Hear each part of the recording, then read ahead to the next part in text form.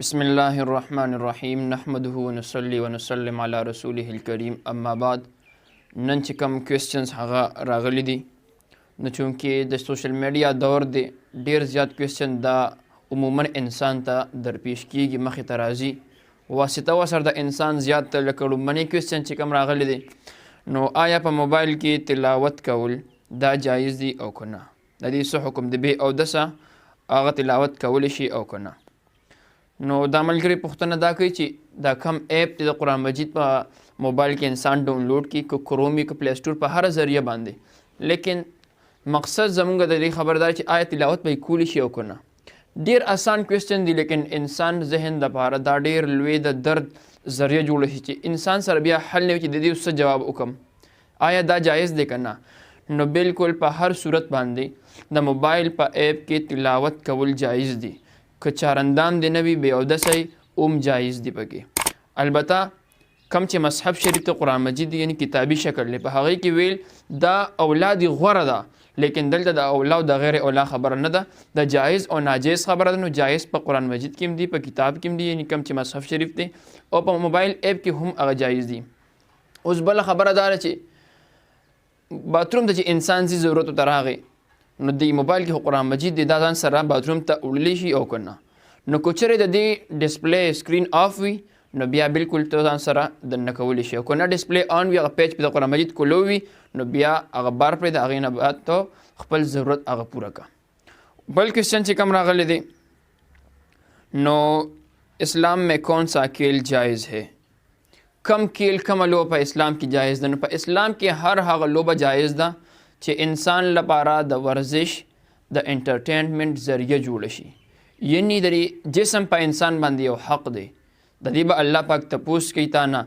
نو چې تا جسم هغه تندرست وساتو نو ته به د الله پاک عبادت ښه کوې، ځکه چې زما ستا مقصد هغه عبادت دی. وما خلقت الجن والانس الا لیعبدون، چې انسانان او جنات دا الله پاک خپل عبادت له پیدا کړي دي.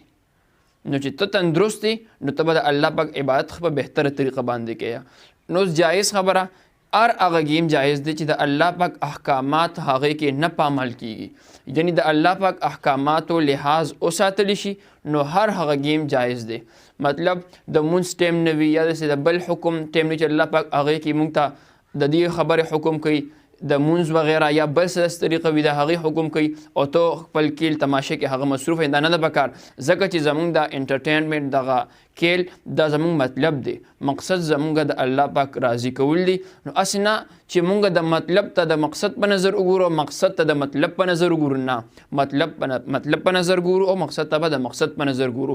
دومره کیل به کوه چې زمونږ د جسم لپاره هغه کافی وي، زموږ جسم په هغه صحتیاب پاتې کېږي چې موږ په د الله پاک عبادت هغه وکړو او تا ته په دې انټرټینمنټ په دغې ورزش باندې تا ته په ثواب میلاویږي، ځکه چې دا ته څومره تندرست یې امر به د الله پاک احکامات نورو ته رسې په خپله به ښه طریقې سره ادا کړې.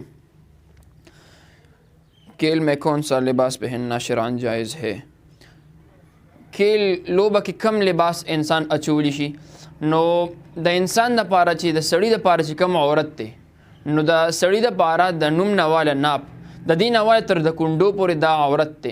د انسان چې کم سړي دی دی به دومره اندامونه پټ ساتي د نوم نه واله تر د کونډو پورې، او کمې چې زنانه دي د هغې ټول جسم هغه عورت دی، حتی چې د زنانه اواز دا هم په عورت کې دی، یعنی د زنانه هر یو ځای هر اندام حتی چې اواز دا اسلام په ستر کې هغه داخل کړی دی چې د زنانه اواز به هم بار نه وځي. نو چې دا پکې پټ وي د کونډو نه واله تر د نوم پورې دغه اندامونه پټي نو سړي په دې کې بیا هغه کولی شي، کرکټ به یې کولی شي، هاکي کولی، هر قسمه چې کوم ورزش والا وي انټرټینمنټ والا کیل وي نو دې پکې بالکل هغه ادا کولی شي. کیا قوالی سننا جائز ہے یا نہیں، چې کوم قوالی نو دا اسې ولا دوی نوم د قوالی ورکړی دی لیکن نور مغه غانا بجانا وي پکې، د موسیقۍ آلات وي پکې، نو دی وجه دا ناجایز قرار کړی دی. اوس بعضې کسان په دې شکل کې ترنم سره اشعار ویل دا جایز دي او که جایز نه دي. نو جایز دي لیکن په څو شرایطو سره، داسې مطلق خبره نه ده، مقید کړی ده، شرایط دي ورسره. لومړنی شرط دا چې کم مجلس کې دغه ترنم والا اشعار ویل کېږي نه چې په دې کې زنانه نه وي، نابالغه ماشومان پکې نه وي. بله دا چې په دې کې موسیقي آلات هغه نه وي استعمال شوي. بله خبره دا ده چې کله د اشعار ته وې نو چې دې مضمون چې کوم وي هغه خلاف شرع نه وي، یعنی د اسلام چې خلاف نه وي، داسې مضمون وي چې انسان ته عبرت واخلي او نو بیا صحیح ده، او که نه دغه شرایطو خیال ونه ساتلی شي نو دا بیا بالکل جایز نه ده، د انسان د ګناه او د هلاکت هغه ذریعه جوړیږي. दाढ़ी मुंडवाने वाले नाथ खान का नाथ सुनना कैसा है. कम इंसान چې ګیره خوري او ناتونه دی بیا وی نو دا ګیره خریل دا د نبی علیه الصلاۃ والسلام د سنت توهین تا وکړو. نو په کومه خوله باندې ته بیا د هغې لوی پیغمبر د هغې عظیم مرتبې والا پیغمبر ذکر په دې خوله باندې کې د پیغمبر علیه السلام مزیداره ګیره وه، د انبیاو مزیداره ګیرې وې، او ته د نبی علیه السلام صفت کې او ستا ګیره نشته. نو دغه نعت اورېدل چې کم انسان ګیره خوري او نعت خواني او دی بیا نعتونه وی، نو دغه نعت اورېدل دا نه دي پکار. په تا باندې هم ګناه ده او چې څوک یې وی په هغې نعت خوان باندې هم د هغه ګناه کیږي. دغه قسمه نعتونه هغه اجتناب وکړي. بچوں کے نعت سننا کیسا ہے، شرعاً کیا حکم ہے.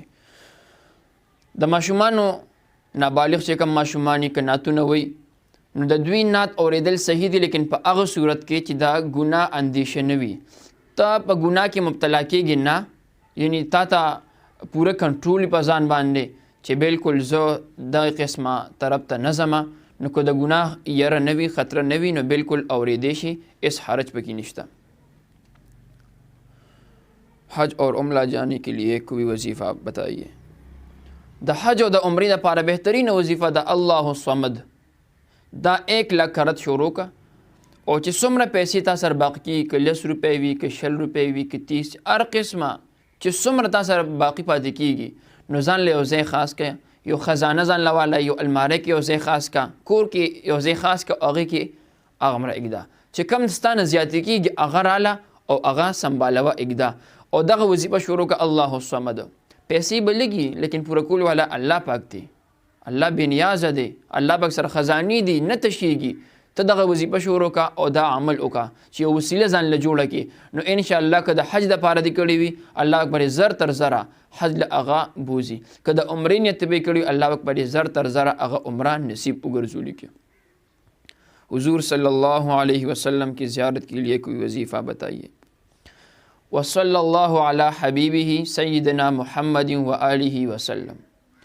دا درود شریف 400 مرتبه جمعرات ورځ چې کله تیره شي ماخوستن لمونځ وکړي، یعنی د جمعې په شپه باندې 400 مرتبه په اوداسه کې دا ووایه او خبرې مه کوه، اوده شه. بالکل د الله فضل سره دا وظیفه مونږ سره مدرسه کې یو طالب علم دی څه د پاسه 100 کرته د نبی علیه الصلاۃ والسلام دیدار مبارک ورته الله پاک نصیب کړی دی. دغه عمل وکړه او داسه کې 400 مرتبه د جمعې په شپه باندې دا ووایه، خبر چا سره مه کوه، اوده شه. شپې له به انشاءالله د محمد عربي صلی الله علیه وسلم دیدار اقدس انور اکمل اجمل به ته الله پاک نصیب کړي. انټرنیټ میں کام کرنا کیسا ہے. په انټرنیټ کې چې کوم انسان کار کوي نو دا چونکې د غیرو هغه پروډکټس دي، غیرو تیار کړي دي، نو مسلمان له دا پکار ده چې ته په دې کې ځان هغه شامل کا، ځان پکې مصروفه کا. که داسې کولو دی پرېښود اغیارو ته نو ډېر زیات فتنه هغه خطره به وي بیا، ځکه چې د هغوی پروډکټ هغوی خپل اختیار ته پاتې شو نو بیا به ډېر د نقصان خبرې. نو انسان چې کوم مسلمانان دي نو مسلمان له دا پکار دی چې په دې کې ځان مصروفه کړي، په دغه کې کار وکړي، لیکن د دې چې کم نقصانات دي، کم هلاکتونه دي، د هغې نه انسان ځان وساتي. نو بالکل په انټرنیټ کمپنۍ کې کار کول دا بالکل جایز دی.